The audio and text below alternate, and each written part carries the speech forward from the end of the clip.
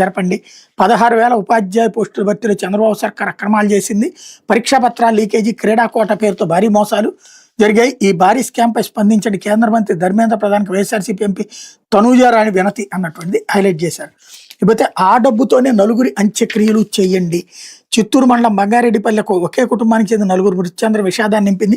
భార్య తీవ్ర అనారోగ్యంతో బాధపడడంతో పిల్లల భవిష్యత్తు మీద ఆందోళన చెందిన కుటుంబ యజమాని తీవ్ర నిర్ణయం తీసుకున్నట్టు తెలుస్తోంది. పోలీసులు తెలిపిన వివరాల ప్రకారం బంగారెడ్డిపల్లికి చెందిన దాము మేస్త్రిగా పనిచేస్తూ కుటుంబాన్ని పోషిస్తున్నాడు. ఆయన భార్య నిర్మల కొన్నేళ్లుగా మెదడు సంబంధిత వ్యాధితో బాధపడుతోంది. వీళ్ళకి దిలీప్, శ్రీ విద్య అనే 2 పిల్లలు ఉన్నారు. చికిత్స చేయించిన నిర్మల ఆరోగ్యం మెరుగుపడకపోవడంతో కుటుంబ సభ్యులు తీవ్ర మనోవేదనకు గురయ్యారు. ఈ నేపథ్యంలో సోమవారం దాము తన భార్య నిర్మల, పిల్లలు దిలీప్, శ్రీ విద్యలకు విషమిచ్చి అతను ఇంట్లోనే ఉరివేసుకున్నాడని పోలీసులు ప్రాథమికంగా గుర్తించారు.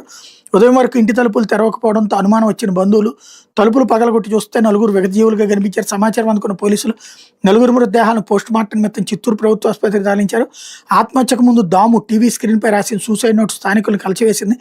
మా చావుకి ఎవరూ కారణం కాదు, నా బ్యాంక్ ఖాతాలో ఉన్న డబ్బులతో మా నలుగురు అంత్యక్రియలు పూర్తి చేయండి అని తన ఫోన్పే పిన్ నెంబర్ రాసి పెట్టాడు అన్నటువంటి వార్తని హైలైట్ చేశారు.